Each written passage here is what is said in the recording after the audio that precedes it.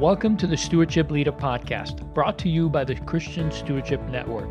CSN exists to encourage, teach, and connect church and stewardship leaders to help them create and lead healthy stewardship ministries in their church. You can learn more about CSN at ChristianStewardshipNetwork.com.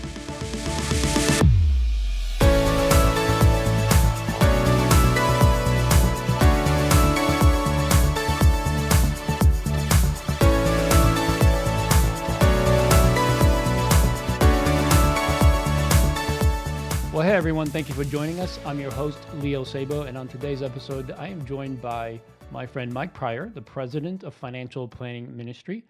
Financial Planning Ministry is a ministry that funds other ministries by educating families and facilitating generosity through planned giving.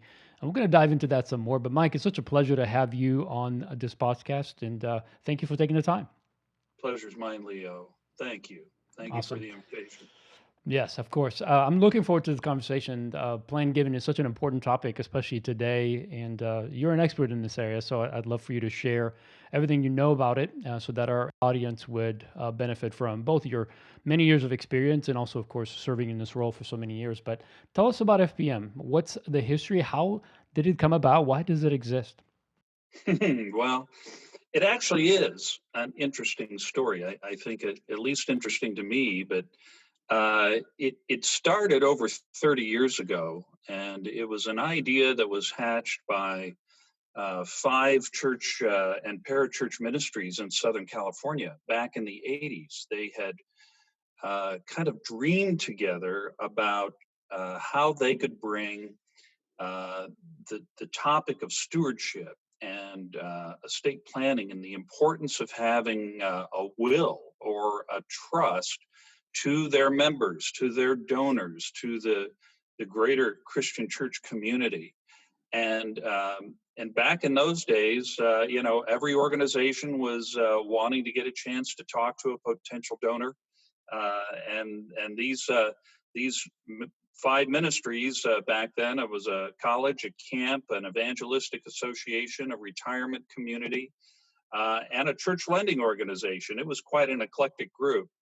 But they would meet for coffee regularly, and they'd just talk about what was going on. And they had this dream of being able to do this. And they actually started into the process. And the original idea is it would just be something local, that they would work with churches around the Southern California area. And around the mid 90s, there was a confluence of things that occurred. The church that I was an executive pastor at, Central Christian in Mesa, Arizona, offered me a sabbatical. And I wasn't sure if they were trying to get rid of me or what. But the idea, this is something they offer to the staff, and that is to go out and advance their education. And I took that opportunity to go back to law school. And so during that process, I became acquainted with these gentlemen in the Southern California area, this ministry. And they were looking for somebody to take this project on, this organization. They were looking for somebody that had ministry background experience and legal experience. And my understanding is there were three of us in the country, and the other two guys didn't answer the phone. And so I did.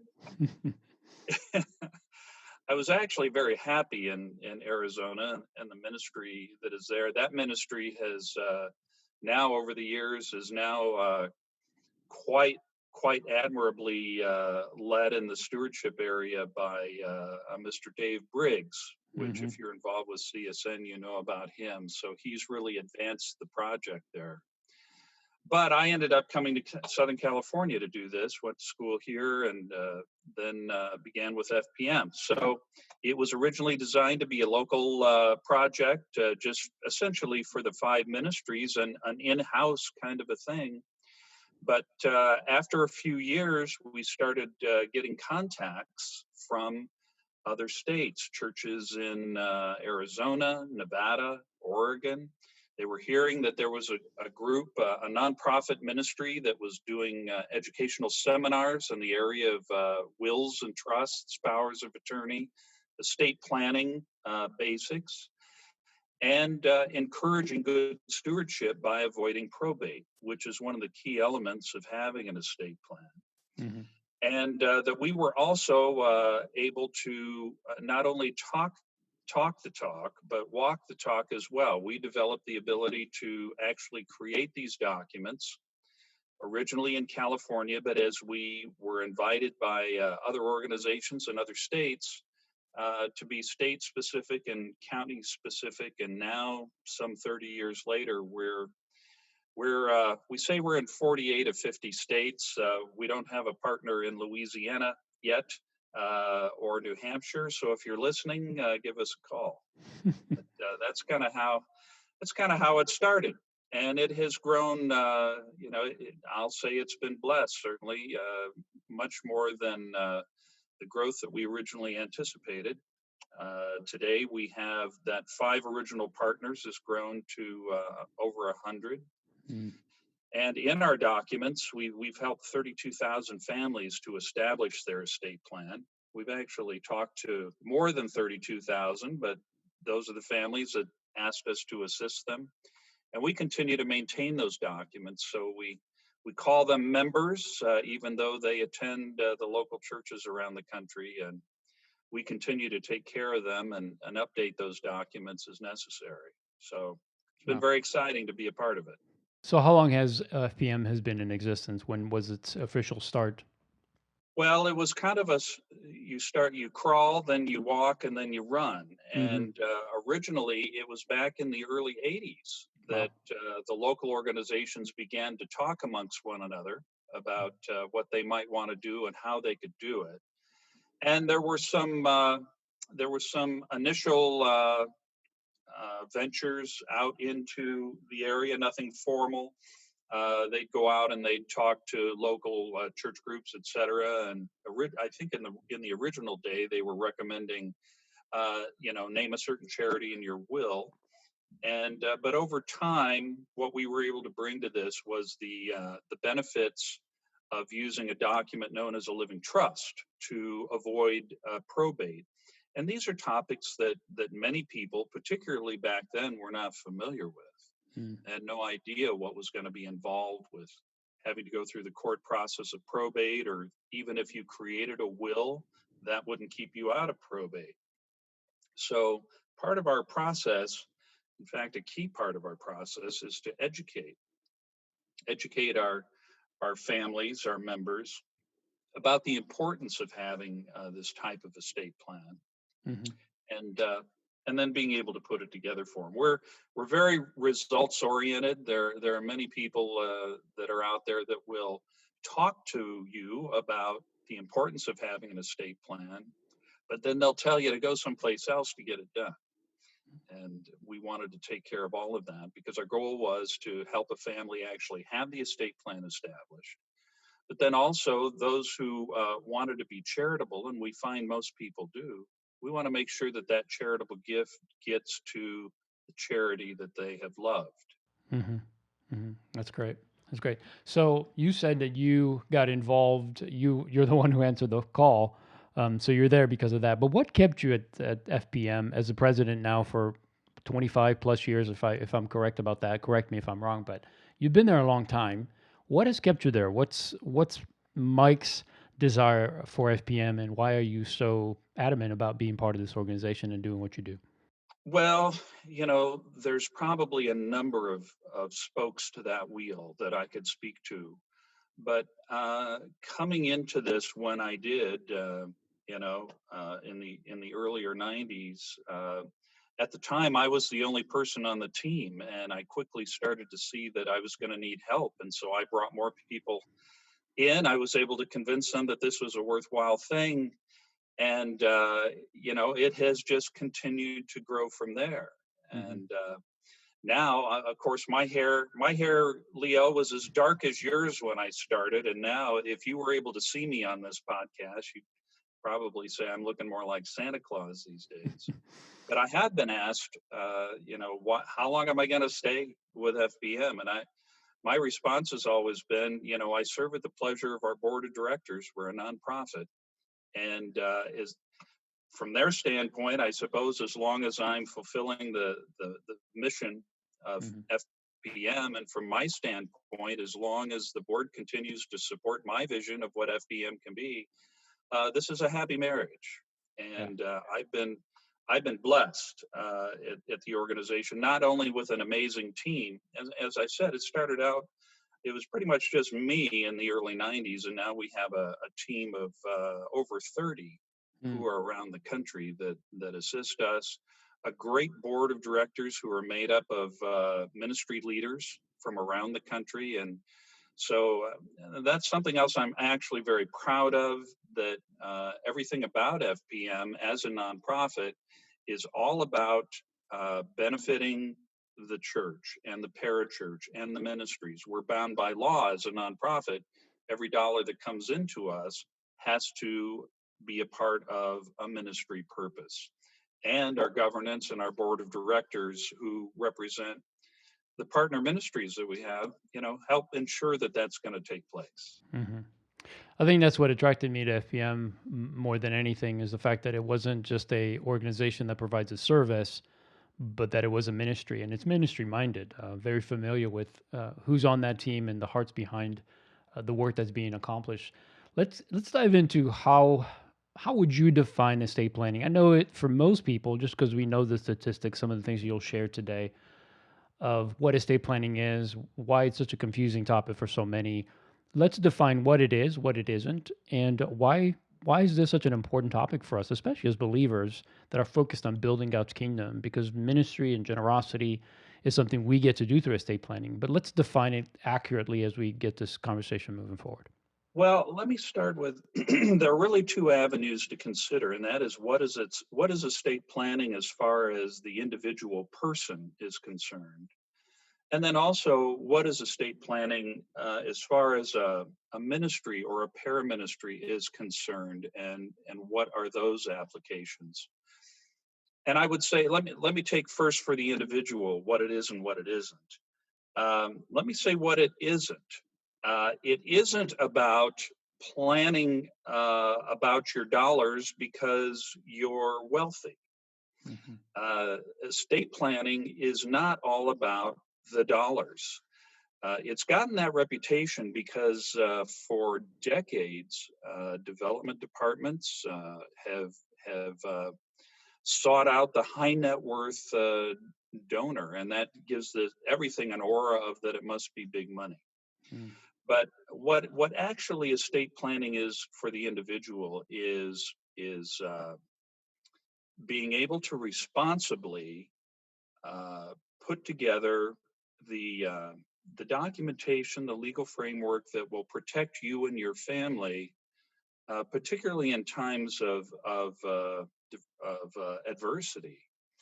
An estate plan, so to speak, includes not just the will or the living trust, which are popular documents, but uh, what's called advanced healthcare directives that you lay out what's important to you if your health suddenly had a downturn or you were incapacitated.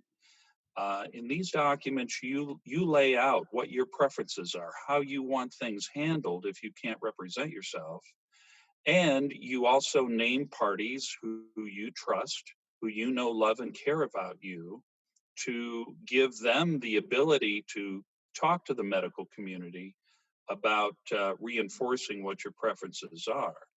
Also, in these documents, parents are going to be able to name guardians for their minor children. Every parent plans to be there to see their children grow beyond 18 years old and perhaps someday have their own children. We know that life circumstances sometimes rob us of that opportunity. Hmm. And if that's the case, if you haven't taken the time to write down in a legal document who you would approve of to be the guardians to continue raising your children in your absence, the state that you live in will have to step in and make that decision for you. And it's not that they want to make a bad decision. It's just that with 60% of the population never getting around to write anything down, um, you leave it up to the state, and they don't know, how many sets of values make up the citizenry of the state that you live in. It's an impossible task. It's Mhm. not that they don't want to make a bad they want to make a bad choice, but we need to help them out. So these are aspects of these documents. If you became incapacitated, it's very likely that you'd be taken before a court, and others in your family would represent you, but there would be what's known as a conservatorship. It's also known as a living probate, where the court will determine how to best protect you and your assets. You can use an approach in estate planning known as a living trust, where you can avoid that court process and you simply name somebody in the document that takes over for you if you're incapacitated, Mm. and you skip that whole court process. So those are just some of the aspects of estate planning for the individual. It's true that it can avoid probate, that it is also dollars, it can avoid federal estate taxes, but mostly it's about bringing a responsible plan to you and your estate and your assets that will protect you and your family.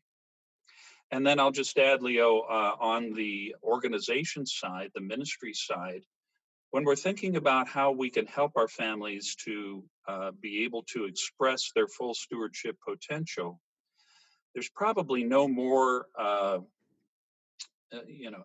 expansive opportunity for an individual to express the love that they have for a ministry that they've supported for years than to also include that ministry or ministries in their estate plan, their final distribution of their estate when they pass on.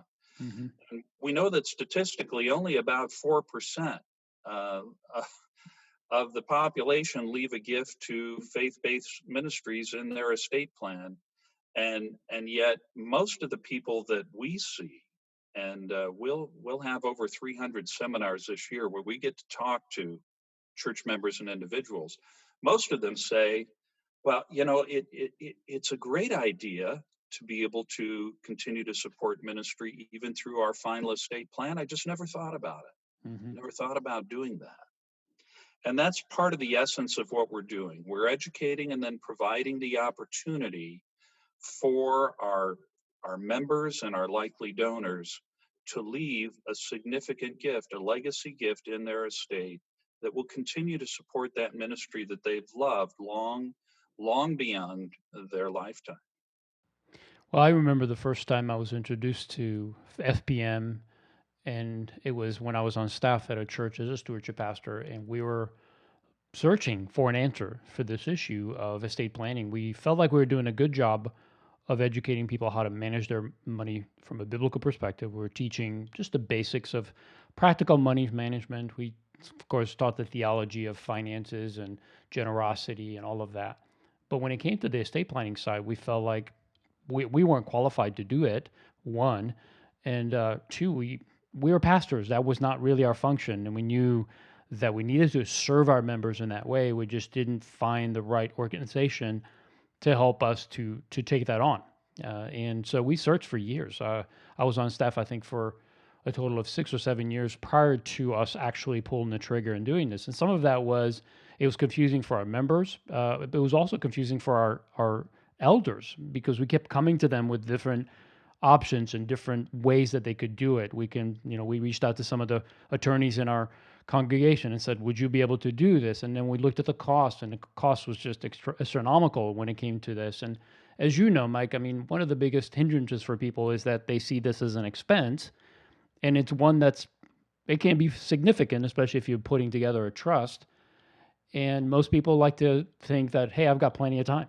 So add the cost and add the I've got plenty of time, and people won't do it. So the financial side of it kept us from doing it as well because we couldn't get enough people to be interested to pay $1,500, $2,000, $2,500 for an estate plan. So when we came upon FPM, it was such a answer to prayer because we felt like this is a very cost effective way because we felt responsible to a degree to equip our people, our members with this. We were willing to pay for it to a degree, but we couldn't pay it 1,500 to 2,000 per member. Now, when you have a church of 20,000, it would have been incredible for us to try to accomplish that. But there were so many other things in it. And when we came across FBM, it was such a great model that we saw. And I think the most important thing for us was the fact that it wasn't just a service. You guys started with education, and I think that's very unique because you're not saying to people, "Trust us, we're just going to do this for you." Just sign on the dotted line. You're actually taking people through a seminar. It's an hour and a half presentation with Q&A time where they can actually learn about it to the degree that they now know what they need to do. And it's much easier for them then to make the right choices as they're developing their plan. So I love the way you guys have designed that. Talk a little bit more about why should a church, why should a ministry take on that responsibility to serve their members in this way? From your perspective, how would you make that case? Well, I would start with the success that most of our churches have had over several decades in encouraging our members in the area of personal finance and debt retirement. I remember going back the first times that I heard about Crown Ministry when that came in, and then of course Ramsey, who many churches now use, and a number of the churches that we work with actually have developed their own Mm-hmm. then financial counseling, budgeting and counseling programs, and have found great success in just the basic concept of helping people to understand that it's in their best interest not to spend more than they make. Mm-hmm. Mm-hmm. And of course, there are many ways that you can say that, but it is important because it is a burden when people get in debt. But what we find is that an estate planning, a plan giving or estate planning ministry then really takes it into the next level for individuals. And what it is, it's helping them introduce to the idea that, well, there are situations that you want to protect for. You want to have documentation that tells the medical community how you want things handled. It might not seem to be an important thing right now when you're healthy, but when you find out that you've got situations, or maybe there's been some kind of an accident and you're unconscious, you want to know that the medical community knows what your preferences are, and that's part of the legal documentation that is involved in this. Mm-hmm. And from a standpoint of having been in ministry for a number of years, even before I went back to law school, I just reflected on how many people had come to me in the life of the church, asking for some practical direction. Of they would say, "Gee, we don't, we have kids, we don't even have a will. Who do I talk to? Where do I go? Uh, can you find me somebody who is inexpensive? We can't afford much." All of those things really come together and are a number of the elements of the way we approach this ministry. We've done our best to remove the roadblocks because we think it's so important for people to have these documents. That our basic concept is, um, we will take care of the cost for you. We'll do it all internally. We'll prepare these documents. We'll maintain them for your lifetime, and we'll encourage you to leave a gift to ministry. And it's those ministries that will benefit in the long run from having gifts designated to them, that will be paid back perhaps a hundredfold over time. But the point is that we're offering this up front to our members and our potential donors. And we don't require a particular gift. We just encourage them to include ministry.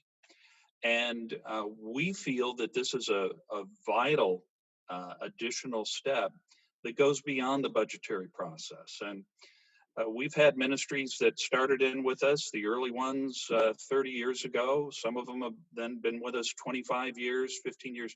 Usually, ministries that start with this program, unless they had a financial calamity, found that it's very good to just weave this into the fabric of their stewardship program to be able to continue to offer it uh, continually to their members. And I can tell you, we have thousands of responses from church members who have participated and are grateful to the various ministries we work with who have provided this for them.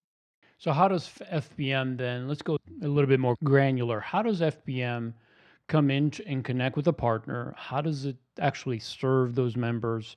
What does that whole process look like? Well, the way that we connect with a partner actually is typically by word of mouth. Mm, We started 30 years ago as this small group of ministries in Southern California. Actually, we're all para-ministries at the time, mm, and rather, for the most part, modest-sized ministries. But over the years, other organizations began to hear about what we were doing and checked us out, and now, like your own background experience, Leo, and in the church you served, finding us, we work with a number of the largest churches in the country. It's not because that's our goal, our target. Quite honestly, we're the organization that does not seek out the high net worth donor. mm, We seek out the opportunity to help everybody in the pew, everybody who would like to support ministry. Will help them set up their estate plan, no matter what value their estate size is. I mm. mean, we work with people who have a negative net worth, Yeah, um, and we hope that getting in planning will help them to be able to get out of that situation. But so we just want to be able to help the individual at the grassroots level to be able to be responsible, get their estate plan together. And it isn't that we shy away from the high net worth giver. We've worked with estates that are in the value of 20 and $30 million, but we're mostly interested in helping people be good stewards, and that's really our goal. definitely. I've seen that over the years as I've connected and worked with you guys. So why do you think it would be beneficial for a ministry, a church, to consider estate planning for their members? Why do you think it's so important for them to do that?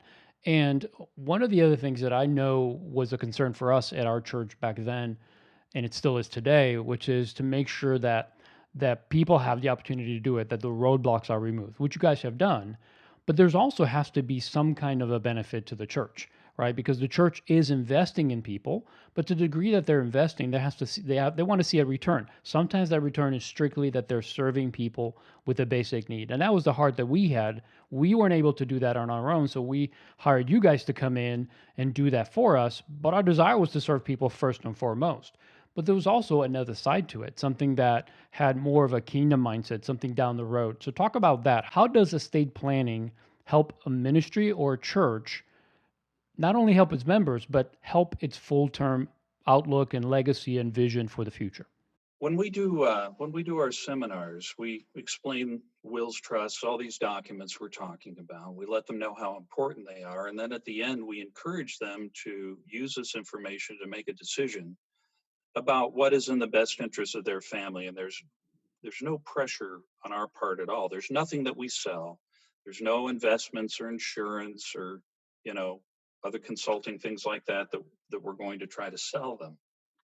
But we ask them to use this opportunity now that and often they tell us at the end of the seminar, they'll say, I've sat through three of these by local attorneys or whatever, and I never really understood it. I now understand it. And that's Mhm, been one of our primary goals, is to boil all of this down to plain English. mhm. We're very proud of the fact that we remove the mystery. It is no longer complicated. But the thing that benefits the church from it, yes, certainly, Leo, the ministry aspect of it, providing this for your members. And I gotta say, we just hear it over and over again that church members just find it remarkable that their church is offering a service like this, complete service, all the documents that they need, and then continue to maintain those documents for their lifetime, Mhm. and don't expect a fee in return.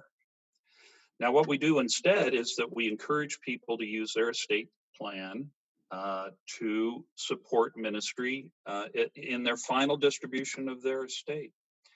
And typically, what people will do is choose some percent of their estate by, and they'll say, well, gee, when I pass away, and if I'm married after my spouse and I have passed away, as we're distributing our estate to our loved ones, we want to leave 5% or 10% or whatever percent they want to the ministry or ministries that they care about. And we've actually found over the years that even when we're doing a seminar in a particular church, we encourage people to leave their gifts to whomever it is that they're passionate about. Now, 95% of them are going to leave them to the church where they worship, their home church, of course. We find about 30% of the participants actually leave gifts to multiple ministries.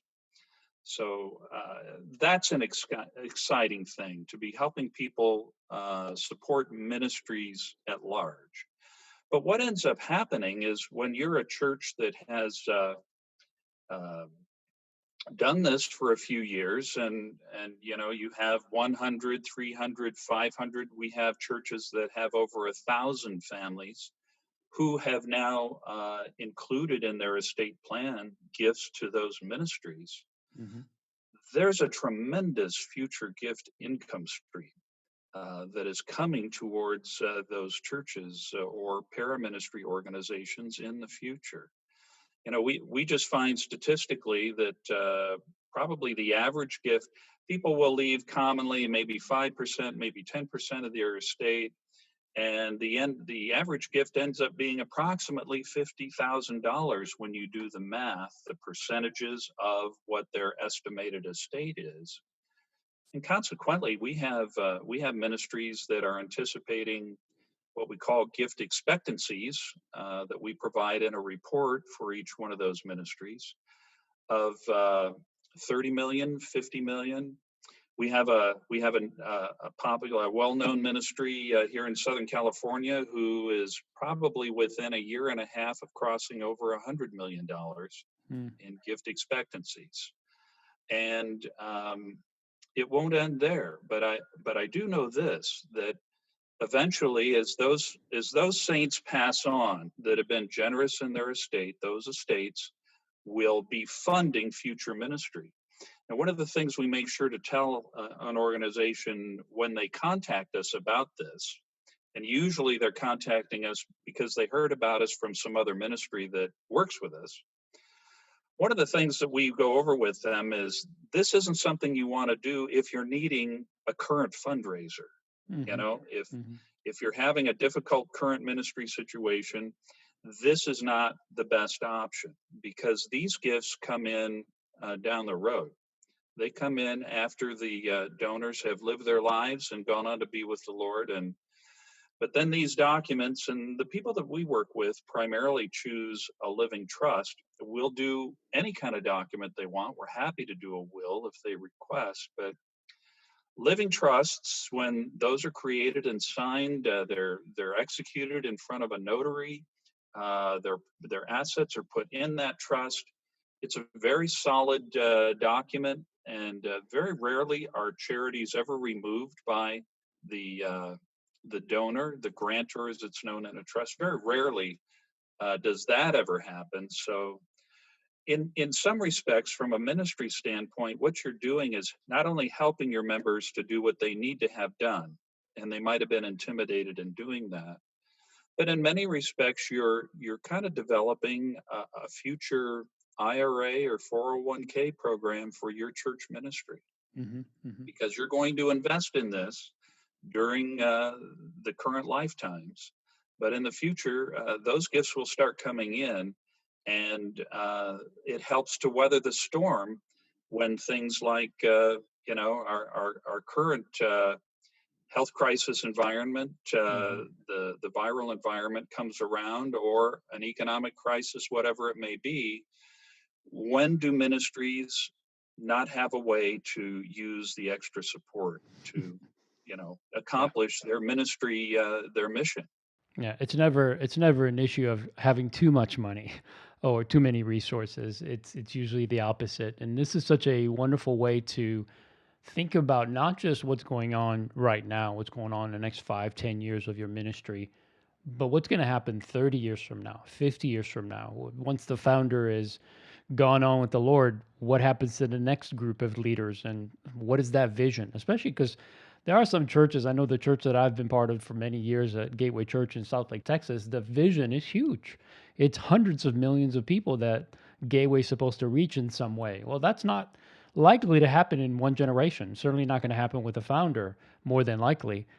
And so if there's not a plan to fund that in the future, then I think it's a lack of stewardship. So I love the leadership at this church that they looked at that and said, we're not just going to worry about us right now. We're going to worry about what's going to happen 50 years from now and then beyond that. That's really, I think, the biggest benefit is that there's a long-term perspective. Well, as a closing, you mentioned this. You said, we're in this environment of with COVID-19 and how it's impacted our world over the last two plus months now. How has FBM dealt with that? Obviously, we've been under the social distancing. I know some of the seminars that we had scheduled at our church had to be canceled. The face-to-face seminar, which is preferred, that's how FBM likes to do it in person because it gives them the opportunity to answer those questions and interact with people, which is really, really part of the benefit. But how has FBM adjusted to that? Are you guys still able to serve people? What does that look like today in this environment? Well, historically, we have used the in-person seminar, and we would do several a year, typically for each ministry that is a partner of ours. And then we would come back several weeks later and have face-to-face follow-up appointments with every individual who was interested in participating in this. So it's been a very hands-on, face-to-face activity, Hmm. which came to a screeching halt, of course, with this social distancing. And I know that every ministry that is listening to this right now had to grapple with that in the beginning of April. Fortunately, we had already been working on some alternative methods of delivering our seminar and our follow-up appointments. And we just moved it to the front burner there quickly. We had a team at FPM of our staff who took this on to be able to offer a live webinar experience of our seminar. We don't cut any corners, but it's sent all members that are going to participate. Click on a link, and at a certain time, and the seminar or the webinar is there.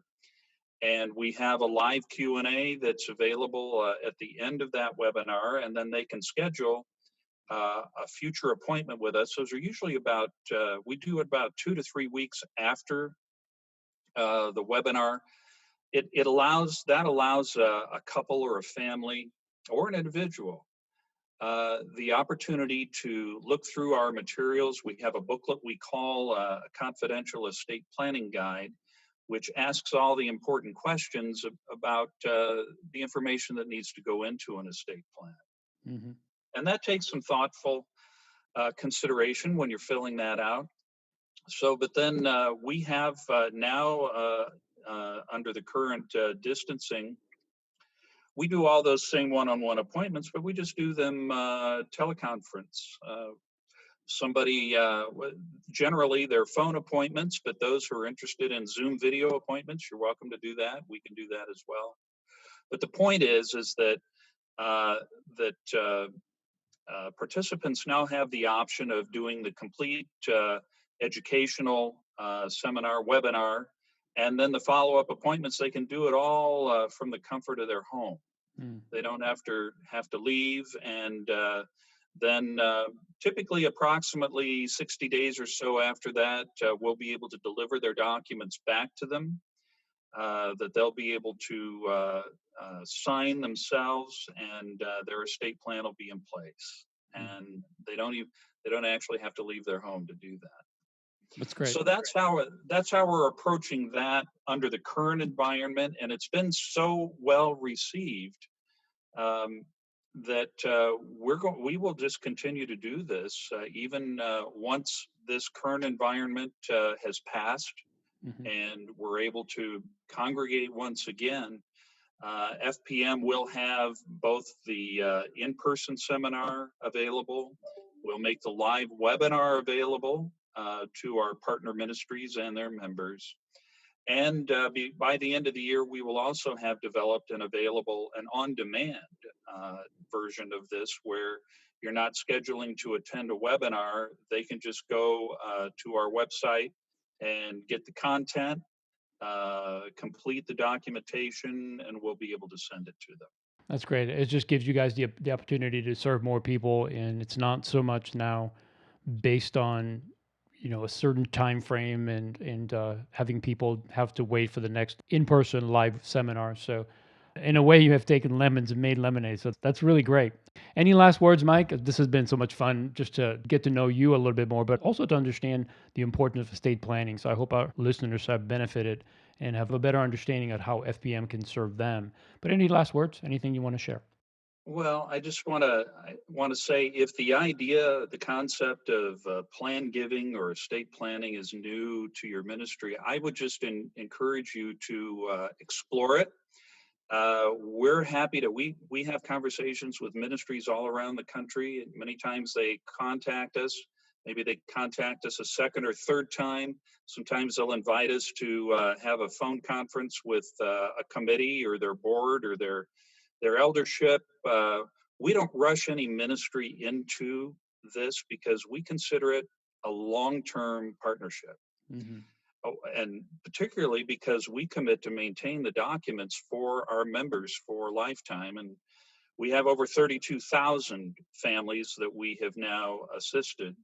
And we're able to do that because of the 100 ministry partners who contribute to our work annually. Hmm. Essentially, we're as a nonprofit, we're a mission of stewardship. That's how we consider ourselves, and we're able to do it because of the partnership of the ministries who participate with us. Hmm. And I just also like to say, Leo, that I know if somebody is listening to this, they've probably come to the CSN website. They've found you there. And I just want to say we have really enjoyed and benefited from supporting Christian Stewardship Network for a number of years. Hmm. And the work that you and Chris Goulard and Dave Briggs and the rest of your leadership team there is commendable. And we encourage anybody who's in the area of stewardship at their local church to look into the services that are available and the camaraderie Hmm. uh, that you can get in attending the annual forum.